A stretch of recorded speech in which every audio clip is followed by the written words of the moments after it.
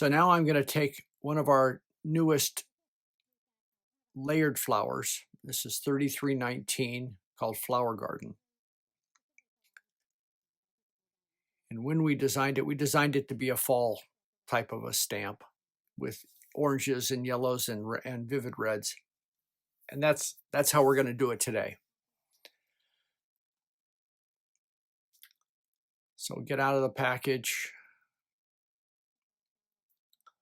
grab my Misty and set the camera up so you can see it.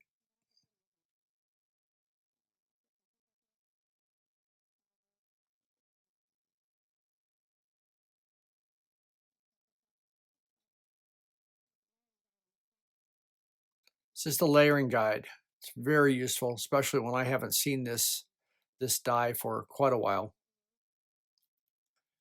So layer 1, 2, 3, and 4. We've got two different size leaves or two different size flower stamps, one with 4 pieces to it, one with 3 pieces to it, and then 2 leaves.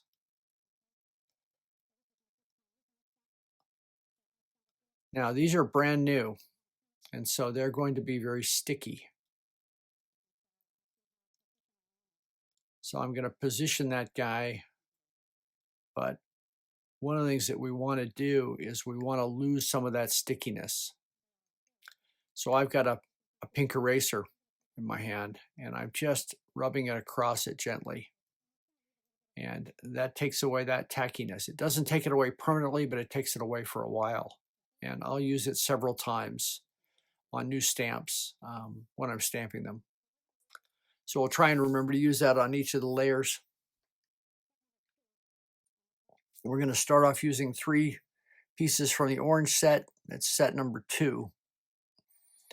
And 1 set from the red set, set number 6.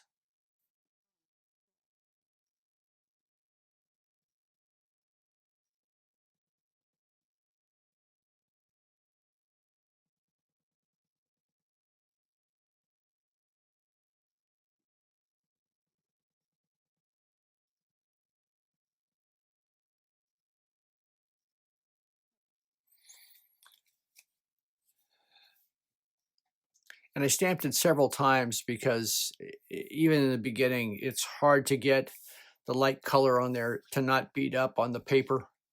So it evens out the color by going over it. It also makes a more vivid stamp when you get more renditions of it. And the Misty lets you do that, so I take advantage of it. So we got this there. They position relatively easy. And if you have good eyes, which I no longer do, it's easy to line up the stamps. A little bit more detail is required. There, we didn't have that one conditioned with the rubber, with the eraser, so we did that on the second one.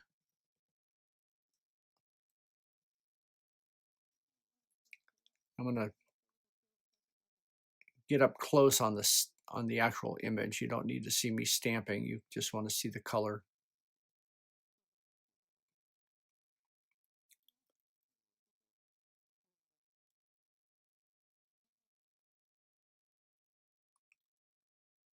So position stamp number 3. I'm just checking to see where it goes, so I can find the magic and have it. They simply, you can tell they're not aligned, and then all of a sudden they click in, and you can see that they are. And I can't quite describe what it is that you see, but you'll know it when you do it. A quick dash with the eraser. And now we're going to go to apricot. This is the 3rd orange color.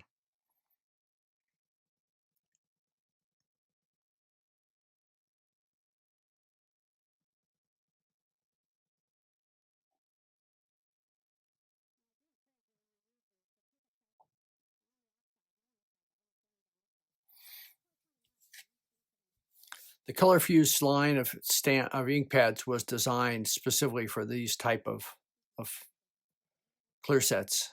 So you could get a gradated color.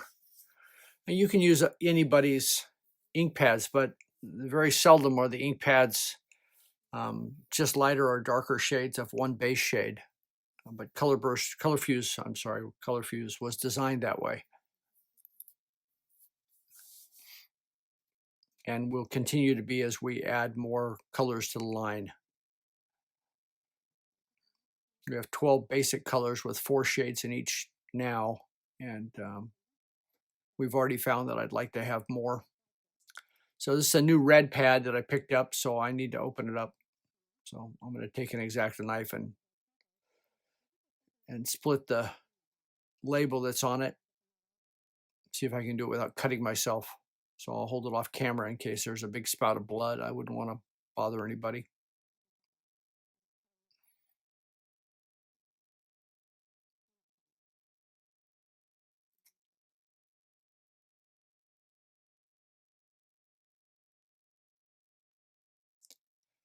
So I was successful without getting anything on me or anything else. So that's good.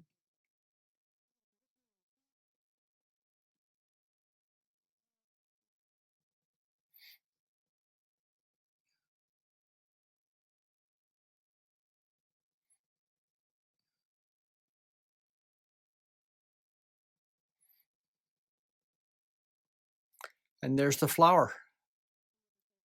So the red just makes it jump, but you can see the depth of color in the 3 oranges on it as well. So now we're going to just speed through making a bunch more flowers and the leaves for you.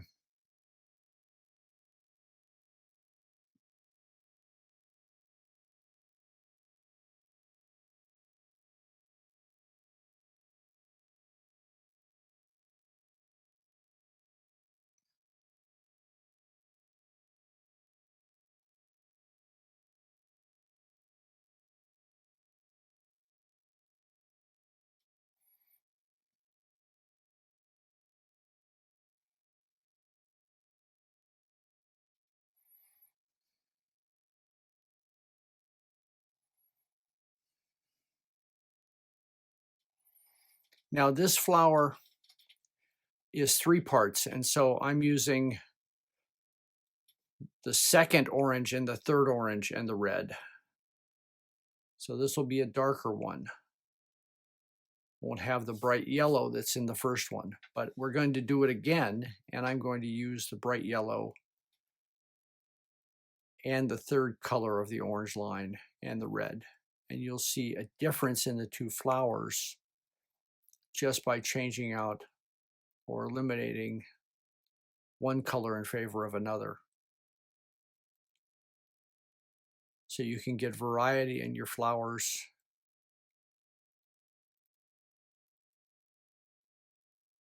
Just by swapping out the color process of the 4 when we switch to the 3s. And you can do it with the larger flower too. You can eliminate one of the layers and it's a totally different look of flower.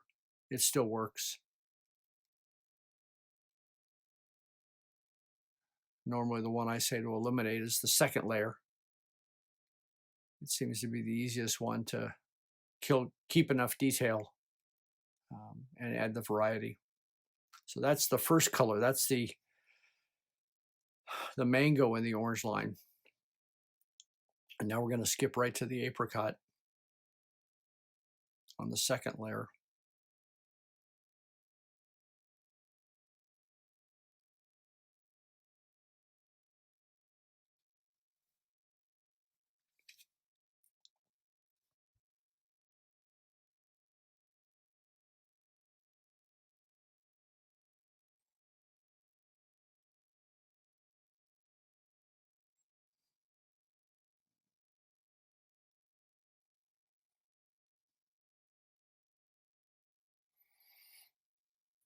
And now we'll go and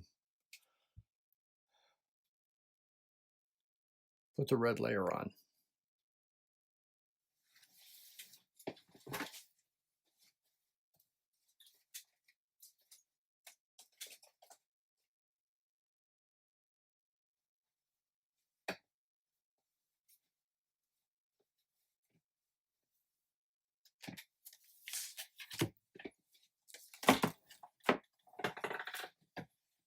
So to go over these again, we've got set number 2, which is our orange layer, and we use mango, citrus, and apricot.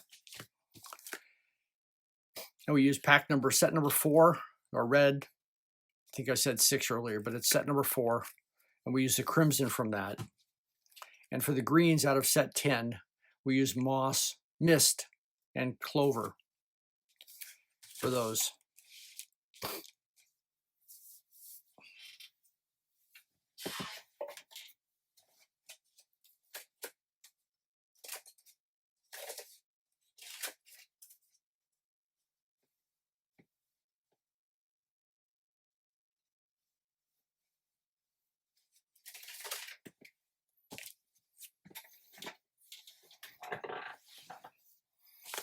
And to go back to the Halloween background stamp that we used autumn from set number 1. That was the yellow. And we used grass from set number 11. That's the yellow-green set. We used magenta from set number 6.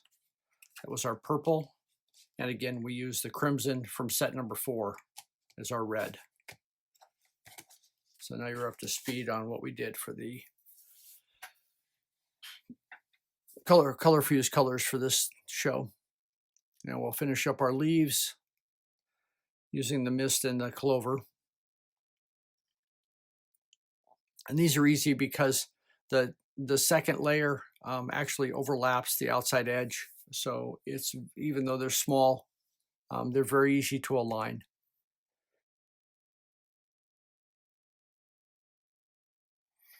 So now I've taken a finished piece of cardstock and I die cut it using our 5007 rectangular stitched frame. And I'm using set number 3318, our fall harvest frame, fall harvest clear set, to put a few fall feeling flowers around the edge, and which I'll top off with a 3319 set.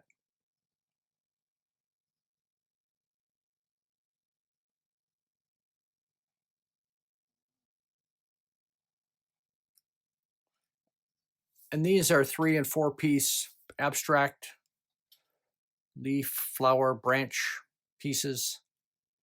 So I'm using the autumn and the apricot and the crimson here. And that one I use the autumn and the citrus and the apricot.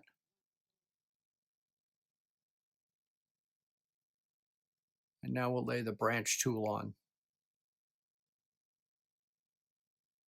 They don't line precise, but there is a way that they go, and the layering guide helps a lot.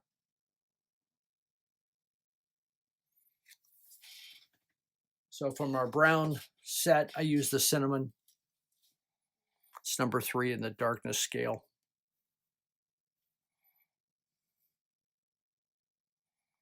And I usually stamp that twice to get a nice, good, clean stamping on it. I'm very used to stamping with rubber. We've been doing that for many decades, and now the clear sets are quite a bit different in the way the ink adheres to them to begin with. So I'm going to switch to another one of the leaves in the set here and checking the layering guide so I can remember where the heck things go.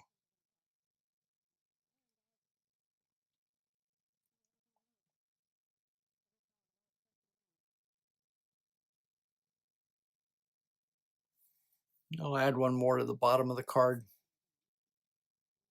maybe the side. No, we'll put it down here.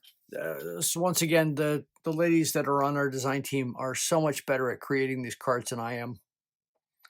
And I look back at the example that I borrowed this idea from and see how much better they did it.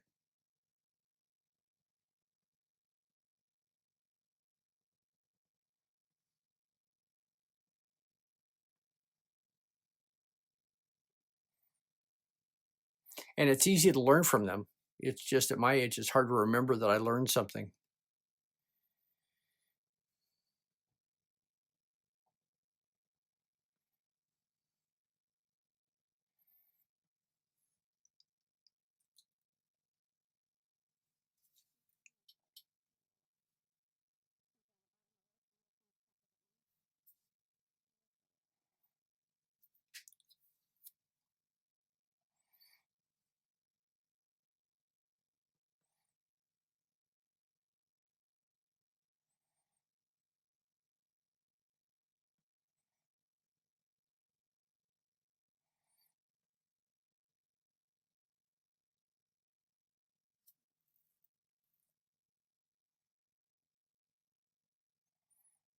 So we'll get this last one positioned on there, and then I'll show you the combination die that I use to cut the next little frame that we're going to put together. We'll put this together with the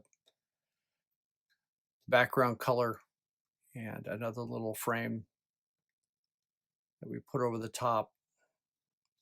There's a real pretty detail that I found on one of the cards the girls had created for us.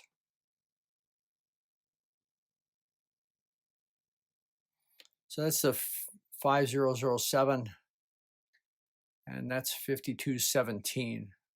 5007, one of the original stitch frames, nested sets. They all come on magnets because they've been detabbed.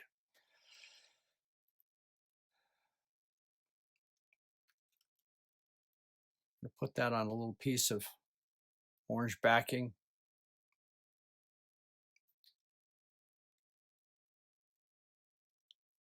Now we took this and I wanted to use one of the pieces that's inside here. It cuts out all the pieces at once, so you hold on to those and they're good for any number of things that you want to do at another time. But I chose to use the second one in on the list, and I'm just going to lay it right over the top. Just add a little piece of delicacy to that.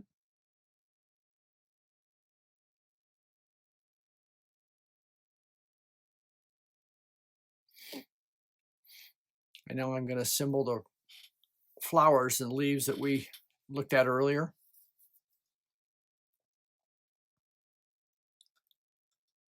So these will just be direct taped. I'll pop up one of the flowers, I think. Give us a little bit of depth.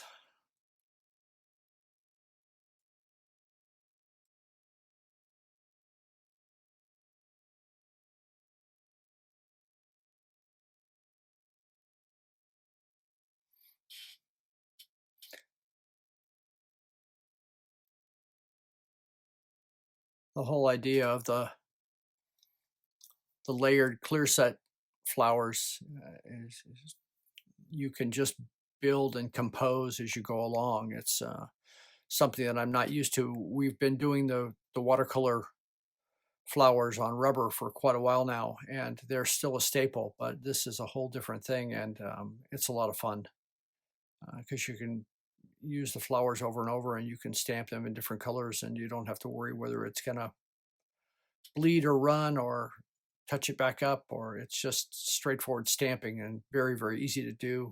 But the look that we could never get when we just had one solid, simple rubber stamp to do this with was impossible. So really excited by the possibilities of where Rubbernecker is going in the years ahead with this as an added look to our stable of design tools.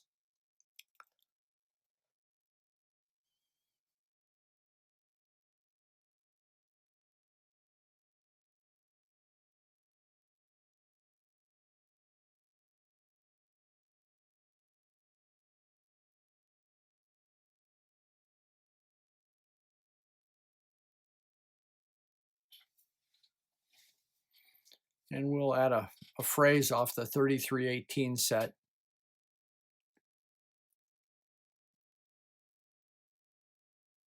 It's like I have left just enough room.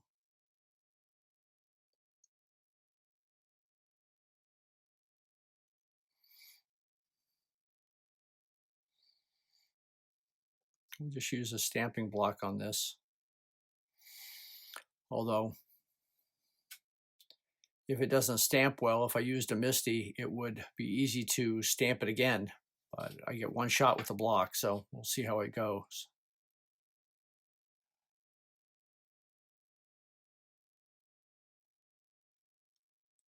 And it looks okay. Although from my point of view, it's a little shaky. But it's a nice card. It's easy to build, looks really complex, but it was very simple to do.